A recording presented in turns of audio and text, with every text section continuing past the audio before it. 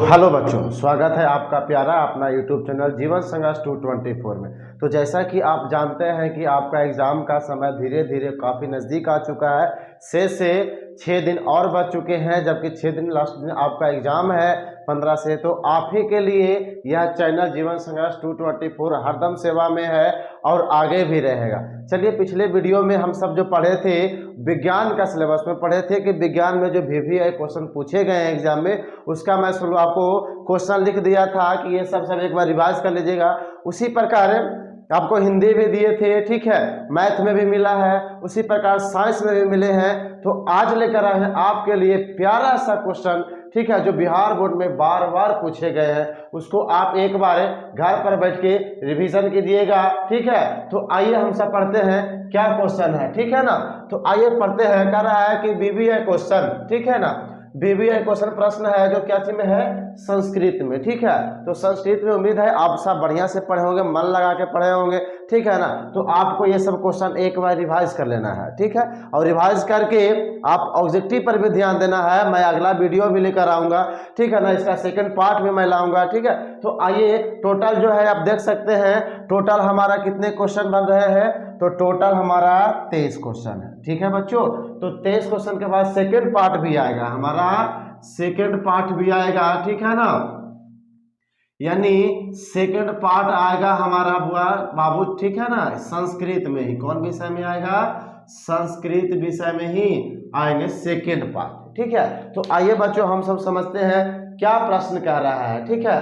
थोड़ा समझते हैं। पहला क्वेश्चन है, एक बार रिवाइज जरूर करिएगा, ठीक है।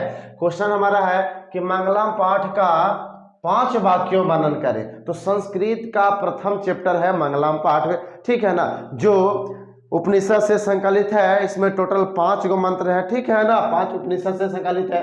यह मंगलम पाठ के बारे में 5 गो मंत्र है, यानी 5 गो उपनिषद है, ठीक है ना, जिसमें एक कंठोपनिषद है, ईशावास्य है, ठीक है ना, मुंडको है, बहुत सारा श्वेता सूत्र है। उसी के बारे में आपको क्या करना है, लिखना है, ठीक है। उसी प्रकार हमारा दूसरा क्वेश्चन जो है, ये क्वेश्चन नंबर दूसरा है कि नदी और विद्वान में क्या समानता है। ये आपका मंगलम पाठ में ही है, ठीक है ना। नदी और विद्वान में समानता आपको मंगलम पाठ में पढ़ने को मिला है, ठीक है ना। तो मंगलम पाठ जो गद्य है, ठीक है, पद है, जो उस पद में मिलेगा नदी और विद्वान में क्या समानता है, ठीक है ना। उसी प्रकार आपका तीसरा नंबर क्वेश्चन है बच्चों, क्या है तीसरा नंबर क्वेश्चन, समझिए।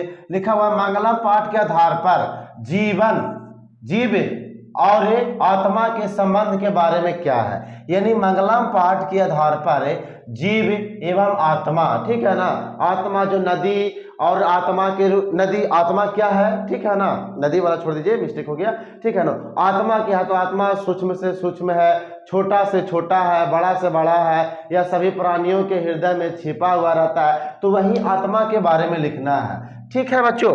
उसी प्रकार हम लोग चौथा नंबर क्वेश्चन में आता है, कहता है कि देवतागण किसका गीत गाते हैं और क्यों। तो यह है हमारा भारत महिमा पाठ से है कि देवतागण किसका गीत गाते हैं। तो देवतागण किसका गीत गाते हैं बच्चों, तो भारत के गीत गाते हैं, ठीक है ना।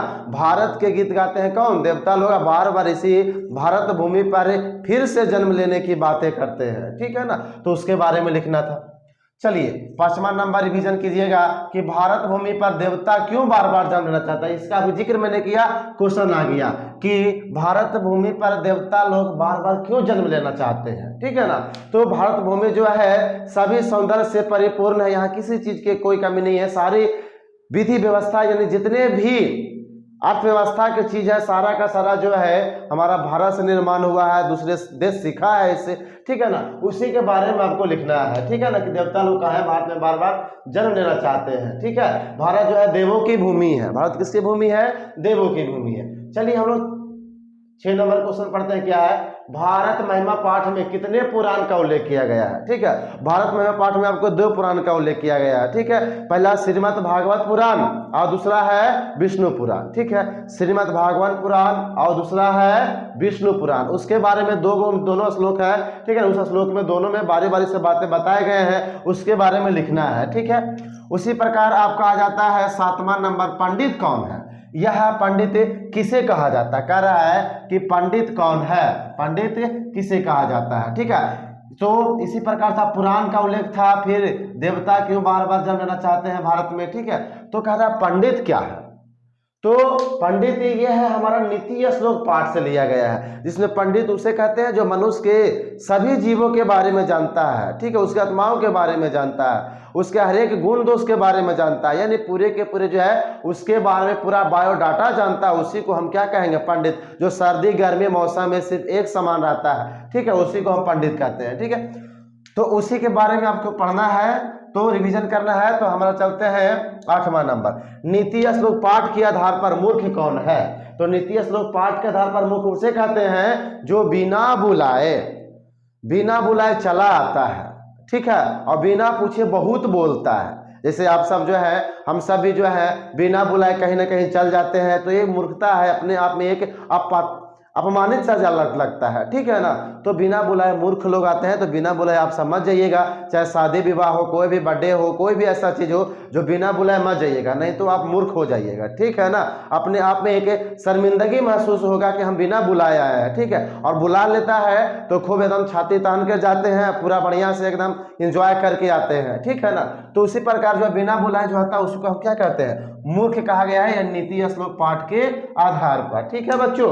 चलिए हम सब आगे अब समझते हैं क्या क्वेश्चन कह रहा है। उसके बाद कह रहा है 9 नंबर क्वेश्चन है कि नरक के कितने द्वार हैं, यह लिखें, चर्चा करें। नरक के कितने द्वार हैं। नरक के आपके 3 द्वार हैं, ठीक है, काम क्रोध और लोभ। कौन है बच्चों, काम क्रोध और लोभ। कितने द्वार हो गए हैं, 3 द्वार। के द्वार हो गए हैं, 3 गो, काम क्रोध और लोभ। काम मतलब ऐसे काम जो अच्छा नहीं हो, कुकर्म वाले काम, ऐसा काम कीजिएगा तो क्या है, नरक जाने का ही रास्ता है, ठीक है। लोभ है, ज्यादा लोभ मत कीजिए, ज्यादा लोभ करने के चक्कर में आप अपना मृत्यु को भी बुलावा दे सकते हैं, इससे भी आपका नरक लोग जाने की जो है रास्ता खुल जाएगी। उसके बाद काम क्रोध हो गया, क्रोध ज्यादा मतलब गुस्सा मत करिए, ठीक है ना, गुस्सा शालीनता से काम कीजिए, प्रेम से काम कीजिए। हर एक काम जो होता है प्रेम से होता है, ठीक है ना। अगर नहीं प्रेम से होता है उसके बाद समझाइए, ठीक है, बढ़िया से। चलिए आगे हम सब आते हैं 10वां नंबर क्वेश्चन। क्या कह रहा है, नीति श्लोक पाठ में स्त्रियों के बारे में क्या कहा गया है। तो नीति श्लोक पाठ में स्त्रियों जो होती है घर की लक्ष्मी होती है। क्या होती है, घर की लक्ष्मी होती है। स्त्रियों से ही घर जो है हरा भरा रहता है, और स्त्री जो है घर की लक्ष्मी है, ठीक है। लक्ष्मी के रूप में हम सब पूजा भी करते हैं, जैसे दुर्गा हो गया, सरस्वती हो गया, ठीक है ना, लक्ष्मी हो गए, काली हो गए, ये सबको हम लोग पूजा करते हैं, और घर की शोभा इन्हीं के कारण बढ़ता है, ठीक है बच्चों। जैसे घर की प्रकृति हो गया, जैसे घर की सुंदरता को बढ़ाए रखना, इन्हीं सब का काम है। आज से 10 साल पहले, 15 साल पहले, 20 साल पहले जो है पीछे चलते हैं, तो हम लोग को जो घर होता था मिट्टी का होता था। आज भी गांव में घर जो होते हैं बच्चों मिट्टी के होते हैं, तो उन पर जो है गोबर से, मिट्टी से लीप पोत कर जो है स्त्रियां जो है उसको काफी सुंदर बना देती है, ठीक है ना, जो एक महल को भी बराबर जैसा लगता है। चलिए हम लोग अगले पाठ आते हैं। क्या कहता है कि मंदाकिनी नदी वर्णन पाठ में चित्रकूट, मंदाकिनी नदी में चित्रकूट की प्रकृति शोभा कैसी है। तो आप सबको पता होगा अध्याय कांड से लिया गया यह कविता है, यानी कि पद है, ठीक है ना। चित्रकूट पर्वत का, जिसमें मंदाकिनी नदी, मंदाकिनी का मतलब होता है गंगा नदी, ठीक है ना। चित्रकूट पर्वत के किनारे बैठे हैं राम और सीता। चित्रकूट पर्वत का शोभा को जो है, मंदाकिनी नदी के शोभा को वर्णन करते हुए सीता माता को श्री राम जी कुछ न कुछ बताते हैं नदी के बारे में, ठीक है। तो उसी के बारे में आप लोग एक बार रिवीजन कर लीजिएगा, ठीक है। चलिए बच्चों आते हैं 12 नंबर। मंदाकिनी वर्णन पाठ में श्री रामचंद्र जी ने सीता जी को किन किन संबोधनों से संबोधित किया है। तो देखिए मंदाकिनी नदी वर्णन पाठ में जो है बाबू, वह सीता जी को विशाल लक्ष्य कहा गया, बड़े बड़े आंखों वाली, ठीक है। तो अनेकों नाम से इनको पुकारा गया है, ठीक है, बड़े बड़े आंखों वाली, हे प्रिय, सुनो सीते, ठीक है, ऐसे ऐसे नामों से इनको क्या किया गया है, पुकारा गया है सीता माता को। ऐसा कौन कहे थे, राम, प्रभु श्री राम जी कहे थे, मंदाकिनी का वर्णन उनके शोभा को दिखाते हुए, ठीक है। चलिए हमारा अब है अगला क्वेश्चन, 13 नंबर क्वेश्चन है बच्चों, समझिएगा क्या कहता है। 13 नंबर क्वेश्चन, मंत्री बृहस्पति की विशेषता का वर्णन करना है। किन कौन मंत्री है? बृहस्पति। यह अलस कथा पाठ से है। कौन सा है? अलस कथा पाठ से, जिसका लेखक विद्यापति है। इसी में जो है आलसियों का परीक्षा लिया जाता है, ठीक है ना, जैसे बनावटी आलसी नहीं बनना है। तो उसी के बारे में बृहस्पति जो है बहुत ही दानशील करुणामयी था, ठीक है ना, जो ममता इसमें ज्यादा था, ठीक है। तो यह आलसियों को भोजन देता था इच्छा के अनुसार, ठीक है। चलिए हम लोग आते हैं 14 नंबर क्वेश्चन में।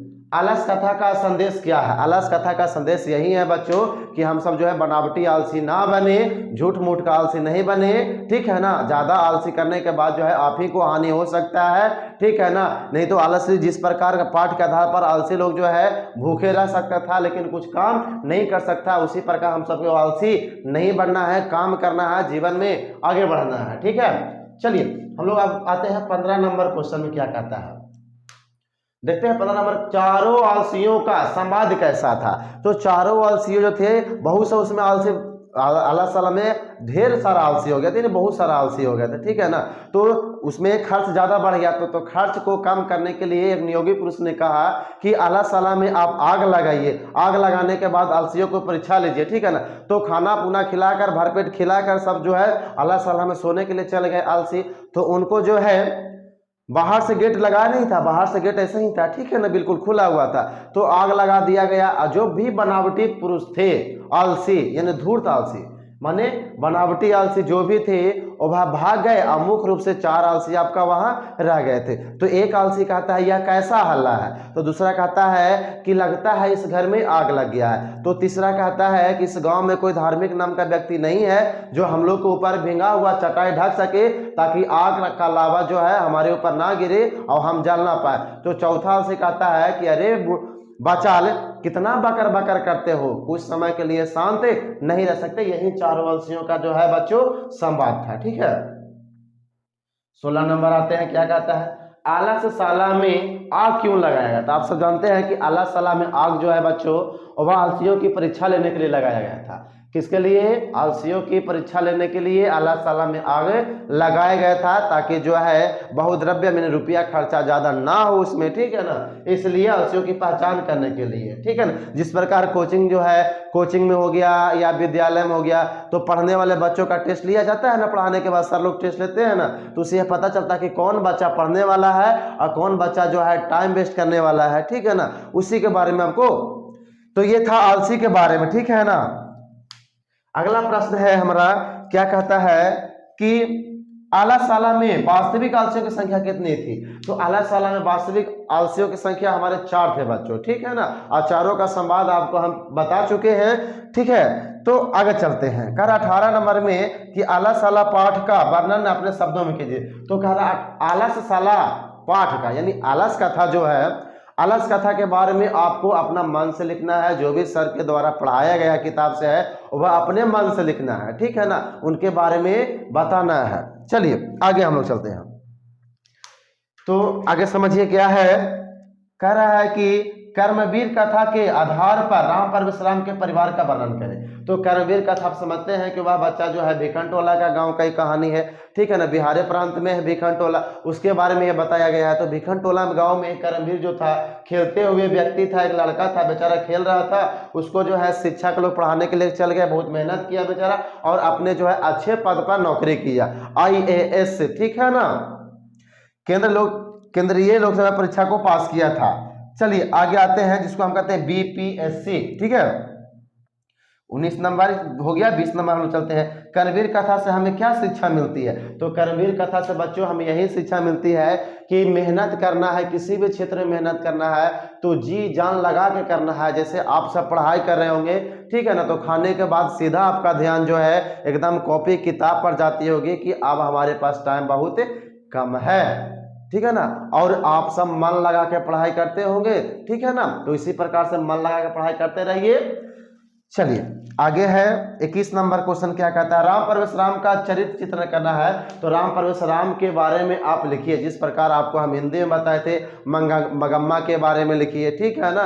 उसी प्रकार राम परमेश्वराम के बारे में बताइए, वो कैसा लड़का था और उसका स्वभाव कैसा था, उन्होंने अपनी ऊंचाइयों को किस प्रकार हासिल किया, ठीक है। उसी प्रकार हम लोग आगे चलते हैं। क्या कहता है?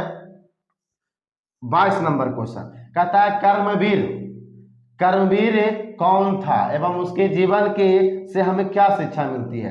कर्मवीर राम परमेश्वराम था और उसके जीवन से हमें यही शिक्षा मिलती है कि बहुत ही कठिन परिश्रम के कारण वह अपने परिवार की स्थिति को बदल पाया और अपने मेहनत के बदौलत वह ऊंचे शिखर को प्राप्त किया।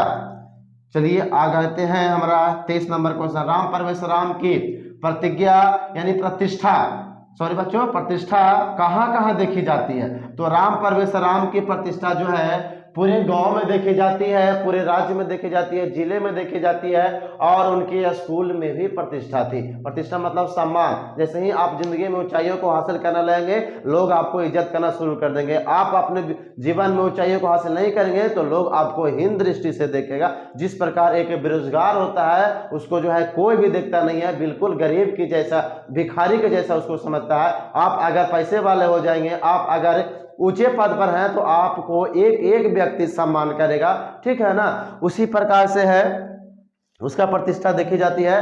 तो आई होप कि आप सब ये सब जो है क्वेश्चन समझ पाए होंगे, इसको एक बार रिवीजन कीजिएगा। तो जल्द ही आपको मिलते हैं इसका सेकंड पार्ट जो है। अभी टोटल जो है 83 क्वेश्चन हुए हैं, ठीक है ना। इसका और भी क्वेश्चन हम सेकंड वीडियो में अपलोड कर देंगे, ठीक है ना। इसी प्रकार आप सब जितोड़ मेहनत करते रहिए और एग्जाम में अच्छे नंबर लाइए। इसके लिए जो है बहुत मेहनत कीजिए, ठीक है ना। उसके लिए 2 रोटी कम खाइए लेकिन मेहनत खूब कीजिए, आपका रिजल्ट आएगा उस दिन जो है आप खूब भर पेट खाना खाइए, उससे कोई दिक्कत नहीं है क्योंकि आपने जो मेहनत किया उसका परिणाम आपको मिलेगा। क्योंकि रिजल्ट बता देता है कि आपका मेहनत कैसा है, वरना तो सब जानते हैं कि आपका जो है खिलियां उड़ाएंगे। चलिए आगे मिलते हैं अगले वीडियो में। जय हिंद, जय भारत।